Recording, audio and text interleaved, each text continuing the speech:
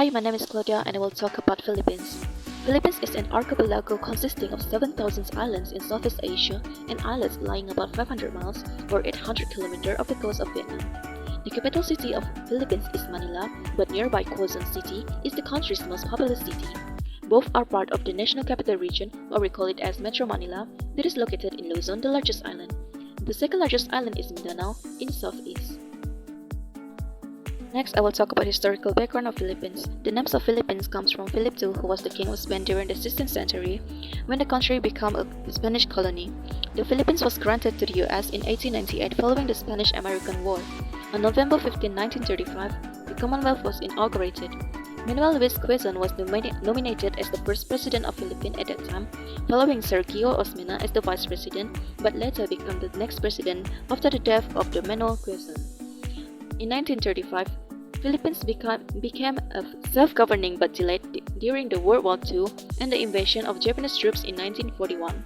On October 1944, US landed in Leyte, and in January 1946, the Republic of Philippines was proclaimed in a separate convention of the liberal wing of the Nacionalista Party. Political system. The Philippines is a republic with a presidential form of government wherein power is equally divided among its three branches: executive, legislative, and judicial. One basic corollary in presidential system of government is the principle of separations of powers, wherein legislations belong to Congress, executions to the executive, and settlement of legal controversies to the judiciaries. The legislative branch is authorized to make laws, alter, and repeal them through the power vested in the Philippine Congress. This institution is divided into the Senate and the House of Representatives.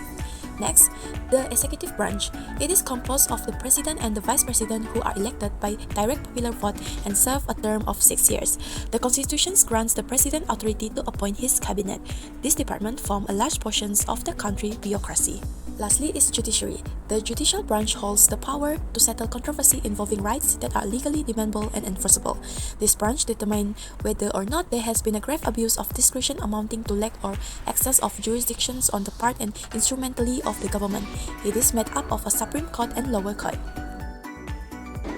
As we all know, Philippines is one of the developing countries in Asia Pacific. In the slide, it shows that the Philippines GDP is rating C. However, their GDP data quality globally is in the rank of 69. Meanwhile, in Asia Pacific, their GDP ranked 20. So the main contributor to economic growth in Philippines is manufacturing, such as wholesale, and retail trade like repair of motor vehicle and motorcycles. My name is Angela Monica and I'm going to present about the social background of Philippines. Firstly, the population of Philippines is 118.2 million in January 2024. Some of the ethnic groups in Philippines are Tagalog, Visaya or Bisaya, Cebuano, Ilocano, Hiligaynon or Ilonggo, Bicol, and Waray. Next, the top three religions in Philippines are Roman Catholic, Islam, and Iglesia ni Cristo. Besides, in Philippines they speak Tagalog, Bisaya or Binisaya, Hiligaynon or Ilonggo, Ilocano, and Cebuano. Lastly, the education they provide are compulsory elementary education, secondary education, undergraduate college instruction, vocational schools, alternative learning system, and higher education institutions.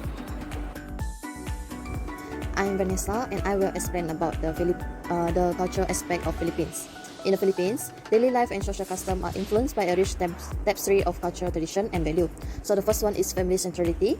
Family play a central role in Filipino society. Extended family often live close to each other and maintain strong bond. Gathering for major life events like weddings, birthday, and baptism as common, as well as celebrating religious holidays such as Christmas and Easter together. The second one is cuisine and street food. Filipino cuisine is diverse and reflects the country, history, and cultural influence. Street food such as balut. So balut is a boiled embryonic duck egg, and other delicacies is popular in an urban area like Manila. Food play a significant role in social gathering and celebration. The third one is Bayanihan spirit. The concept of Bayanihan or communal unity and cooperation is deeply ingrained in Filipino culture. It emphasizes the importance of helping one another and working together as a community to overcome challenges. This spirit is often evident during times of crisis or when neighbors come together for mutual help and support.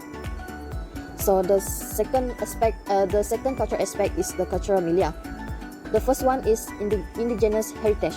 Before the arrival of Spanish colonizer in the 16th century, the Philippines was home to various indigenous communities with their own language, custom, and belief system.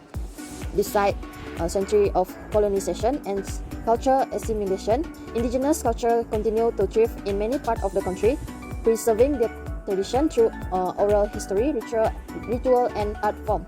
The second one is colonial legacy. The Philippines was under Spanish colonial rule for over 300 years, followed by American colonization in the early 20th century and a brief period of Japanese occupation during World War II. This colonial period have left indelible mark on Philippine culture, particularly in language, religion, agriculture, and cuisine. For example, Catholicism, which was introduced by the Spain, remained the dominant religion, and Spain word and express are still widely used in the Filipino language.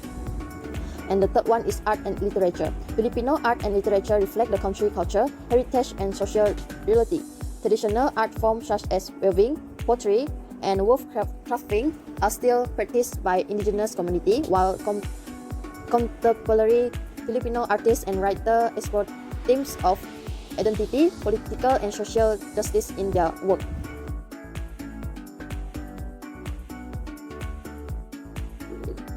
Next, I will talk about domestic issues in Philippines in political domestic issues. Firstly is South China Sea dispute. Philippines was embroiled in a territorial conflict by competing sovereignty claims among neighboring states such as Brunei, Indonesia, Malaysia, Singapore, Taiwan, Thailand, Vietnam, and China. In 2012, a tense standoff occurred in Scarborough Shoal, disrupting the status quo. Factors influencing the Philippines' foreign policies are colonial legacy, perceived threats from China's military capabilities, economic gains from bilateral trade, and Asia's role as a diplomatic arbiter. Furthermore, economic and political instability also affected the political domestic issues due to the peso devaluation, deregulation policies, high fuel costs, military threats, coup-d'état attempts, unstable peace and order, military abuse, policy brutality, and human rights violation.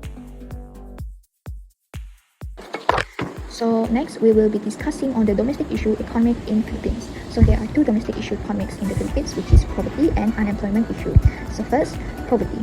Poverty incidence is one of the most high domestic issue in Philippines. The rate of poverty in Philippines, according to the latest data, is 4.51 million among the poor families. Poverty has given a huge impact on the economic growth in Philippines. The factor of poverty that leads to the poor economic growth is the government roles. Government has failed to fully develop the agriculture sector, which has caused agricultural sector to not be the source of income in Philippines. Besides, government also lack progress in improving poverty indicator. The second factor of poverty is the head of household. So 1.5 head of household is only graduated with elementary school education. However, 62% of the poor is employed in the sector of agriculture, forestry, and fishing. So second domestic issue economic in Philippines is unemployed issue. Unemployed issue is most known as the domestic issue in Philippines. The total jobless from the age of 15 and above is 2.15 million. The impact of unemployed issue has become challenges to economic development and social stability. The factors of unemployment in Philippines is one of them is youth unemployment. This has caused by the low quality of job available. There are lack of opportunity and low wages given to these people. For example, half of those with high school degree end up in low-skill, low-pay services job in informal sectors such as sell-fruits on the street. Second factor is a law of job creation. This has caused people to struggle to keep ever expanding population. So labor force has decreased in 65%. So most of them is among the populations of age 15 and above who is looking for work. So the next factor is unpaid workers. There are 4 million people in the Philippines is not given salaries. So it has led to them seeking for a better payment overseas. So they went for looking for a job in the overseas, which actually offers them high salary and wages. Next, I'm going to present about the social issue in Philippines. The first issue is about the teenage pregnancy. Around 12 million girls ages 15 to 19 and 777,000 under 15 give birth annually in developing regions.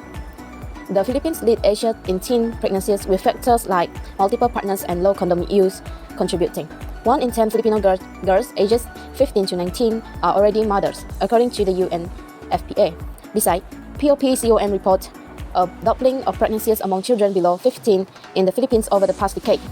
In 2018, pregnancies among 10 to 14 years old in the Philippines reached 2,200, doubling since 2007. Approximately 40 to 50 10 years old children give birth in the Philippines each year. In 2019, the Philippines saw a 7% increase in birth among girls ages 15 and below compared to 2018. WHO notes major health risks for mothers and babies due to early pregnancies, with complication being a leading cause of death among adolescent girls globally, mostly in low and middle income countries. The second issue is drug issues in Philippines. In 2023, the Philippines arrested 56,495 drug-related suspects and seized illegal drugs worth over 10.41 billion pesos. Over 44,000 anti-illegal drug operations were conducted last year, according to the National Police Report. The government credits recent successes in the anti-drug campaign to new strategies focusing on rehabilitation, reintegration, and preventive education, particularly for youth. Despite efforts, the Philippines still faces challenges with drug use and trafficking. The current administration aims for all villages to be drug-free by the end of Ferdinand Romualdez Marcos' single 6-year presidency in 2028. For the security of Philippines, first one is national defense. The armed force of the Philippines, FP, is responsible for defending the country against external threat. It consists of the Philippine Army, Philippine Navy, Philippine Air Force, and the Philippine Marine Corps. The FP collaborates with international partners, particularly with the United States under the Mutual Defense Treaty, to exchange defense capability and address regional security challenges. And the second one is border security and immigration. Border security and immigration control are essential for managing the flow of people, goods, and contraband into and out of the country. The Bureau of Immigration (BI) regulate the entry and stay for foreigners in the Philippines, while agencies like the Bureau of Customs (BOC) and the Philippine Drug Enforcement Agency (PDEA) work to prevent smuggling and illicit trafficking. In conclusion, Philippines is a multicultural country either in their ethnic groups or religion. Despite being a developed country, Philippines also experiencing national problems same as the other country. Therefore, their government should come up with an idea to overcome these issues.